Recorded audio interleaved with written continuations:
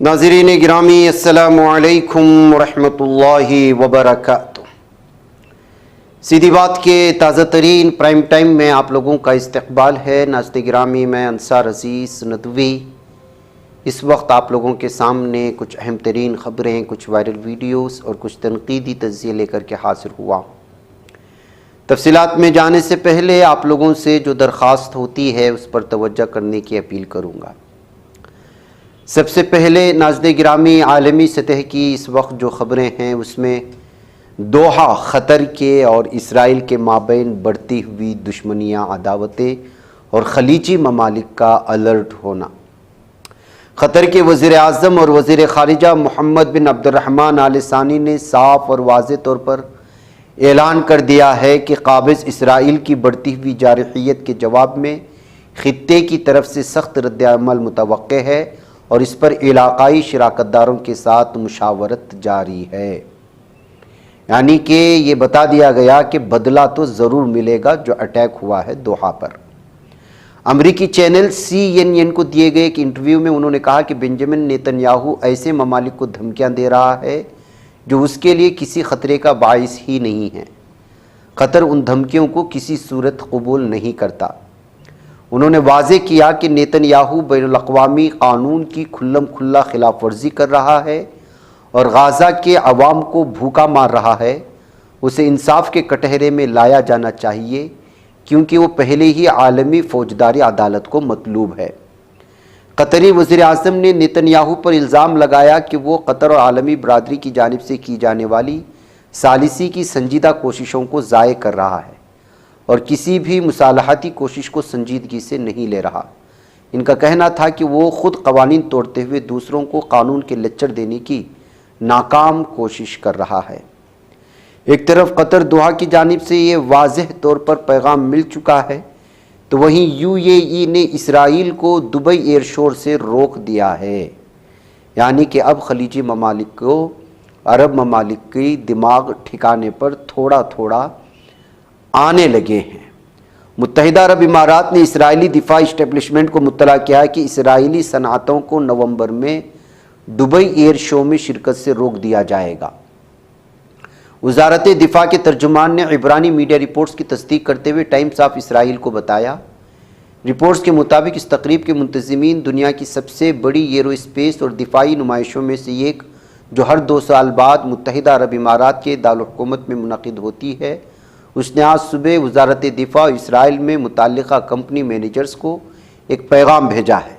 اگرچہ سرکاری بیانات میں کہا گیا ہے کہ فیصلہ حفاظتی تحفظات کی وجہ سے کیا گیا ہے، اسرائیل میں سینئر حکام کا دعویٰ ہے کہ پابندی کی وجہ اسرائیلی فضائیہ کی طرف سے قطر میں حماس کی اعلیٰ قیادت کے خلاف حملہ ہے۔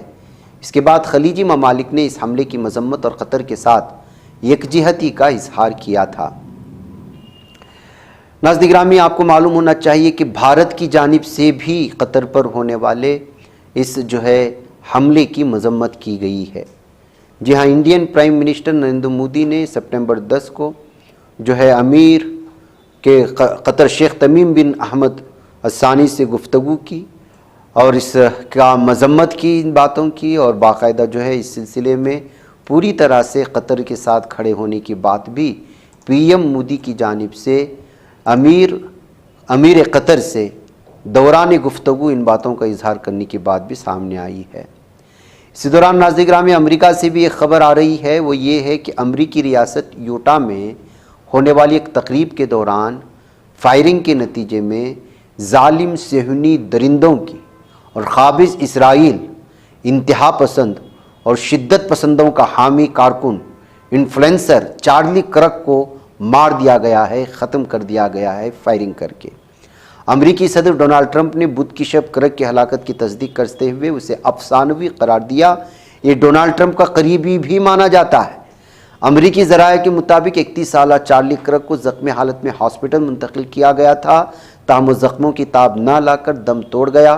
ٹرمپ نے امریکہ بھر میں ایک ہفتے کے لیے سرکاری سطح پر پرچم سرنگوں رکھنے کا اعلان کیا اور کرک کو قومی ہیرو قرار دیا، جو ظالم ہے، جو صہیونی درندوں کی سپورٹ کرتا ہے اور ٹرمپ کا خاص مانا جاتا ہے، اس کو فائرنگ کر کے قتل کر دیا گیا ہے۔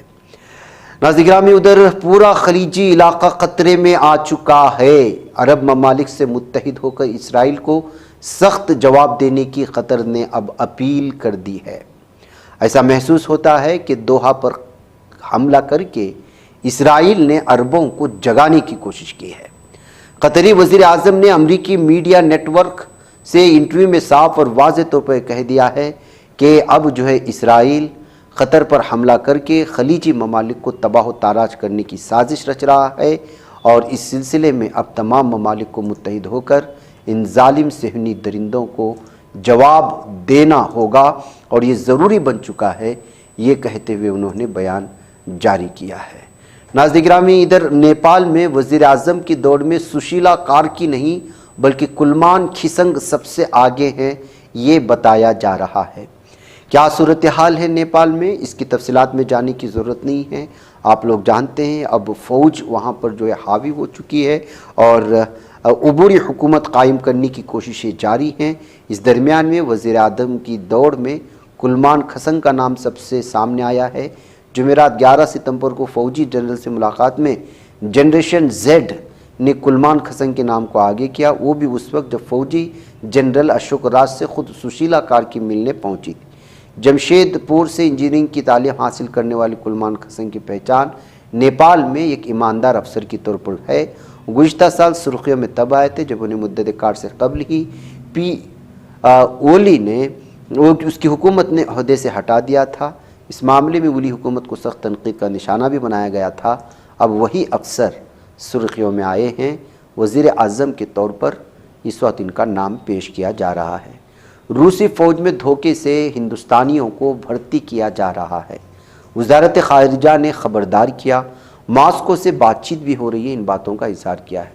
नाज़रीन गिरामी, यूक्रेन रशियन जंग में किस तरह रशिया में जॉब का झांसा देते हुए, नौकरी का और मुलाजमत का झांसा देते हुए जो है ये जो दलाल होते हैं, जो एजेंट्स होते हैं, उनके इसमें फंस करके यहाँ के नौजवान वहाँ चले जाते हैं, लेकिन उसके बाद जो है उनका सारा कुछ छीन करके उनको जबरन फ़ौज में दाखिल करने की इल्ज़ामात हमने लिए और बहुत सारे नौजवानों का यूक्रेन और रशिया की जंग में इंतकाल भी हुआ है।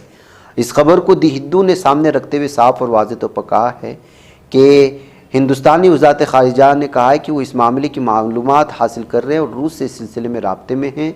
यूक्रेन में चल रही जंग के दरमियान 2 हिंदुस्तानी नौजवानों ने दावा किया कि उन्हें धोखे से रूसी फ़ौज में भर्ती करके जंग के लिए भेज दिया गया है। नौजवानों का कहना है कि उनके साथ कम से कम 13 हिंदुस्तानी अभी भी फंसे हुए हैं और सूरत हाल बहुत भयानक बनी हुई है। नाज़रीन गिरामी, इधर ख़बर आ रही है कि किस तरह से एक दुल्हा का पैर टूट जाता है और फिर हॉस्पिटल में शादी का मंज़र सामने आता है, फेरे लेने का मंज़र सामने आता है। आजकल सोशल मीडिया में वीडियो बहुत ज़्यादा वायरल होती है, कभी वो आपको हंसाते हैं, कभी हैरान कर देते हैं। आजकल शादियों की बड़ी वीडियोस वायरल हो, शादी सुहागरात से लेकर सुहागरात तक आपको सोशल मीडिया पर वीडियोस देखने को मिलते हैं। इन वीडियो में कभी दुल्हा दुल्हन को गोद में उठाए हुए नज़र आता है, तो कभी भाभी बहनवी को छेड़ती हुई नज़र आती है। लेकिन अब एक दुल्हा और दुल्हन एक इंतहाई दिलचस्प वीडियो वायरल हो रही है। ये वीडियो किसी शादी के स्टेज की नहीं बल्कि हॉस्पिटल की है। शादियों की कहानियाँ अक्सर सोशल मीडिया पर वायरल होती रहती, लेकिन इस बार जो वीडियो ज़ेरबाज़ है वो अलग है, मुनफरिद है। वो ये है कि जो है घर वाले तकरीब मुलतवी कर देते हैं उम्मन शादी को, लेकिन यहाँ दुल्हन खुद हॉस्पिटल पहुँच जाती है और बेड पर लेटे हुए दूल्हे के साथ 7 फेरे ले लेती है। शादी की कितनी जल्दी है। दरअसल वायरल वीडियो में दुल्हा अस्पताल के बिस्तर पर बैठा है, टांग टूटने की वजह से वो चलने फिरने की हालत में लगी, फिर भी वो अरूसी लिबास पहने हुए बिल्कुल तैयार नज़र आ रहा है, यानी दूल्हे के लिबास में नज़र आ रहा है। दुल्हन भी उसके पास बैठी नज़र आती है। मंडप को कमरे में ही सजा दिया जाता है। शादी की तमाम रसूमात अहले खाना की मौजूदगी में अदा कर दी जाती हैं और लोग अलग अलग तौर पर इस पर रद्द-ए-अमल ज़ाहिर करते हैं। लोगों ने जो है 5000 लाइक्स भी मिले हैं, मज़हक़ा क़ैस तबसरे भी हुए हैं। एक सारिफ ने यहाँ तक लिखा, आखिर शादी की क्या जल्दी थी। एक और ने तंज़िया अंदाज में लिखा, दूल्हे को सब्र ही नहीं है। इसी दौरान एक और सारिफ ने हंसते हुए लिखा, इन्हें सरकारी नौकरी ज़रूर मिलेगी, तभी इतनी जल्दी शादी करनी थी। किसी ने कहा, शर्त कोई भी हो लेकिन शादी नहीं रुकनी चाहिए। तो एक तंज़िया ये भी आया कि ये दुल्हा खुशकिस्मत है या फिर अमीर है कि हॉस्पिटल में शादी करने तक दुल्हन ने انتظار بھی نہیں کیا۔ ناظرین مجھے اجازت دیں، السلام علیکم ورحمۃ اللہ وبرکاتہ۔ بچ پاتا ہے کوئی صحافی کی نگاہوں سے، ملاتا ہے یہ لوگوں کو محبت کی پناہوں سے، کرم اور درد مندی کا ہے ایک سنسار سیدھی بات، عزیمت جرأت و ہمت کا ہے اظہار سیدھی بات، عزیمت جرأت و ہمت کا ہے اظہار سیدھی بات۔ یہ چینل حق نگر بن کر کچل دیتا ہے فتنوں کو،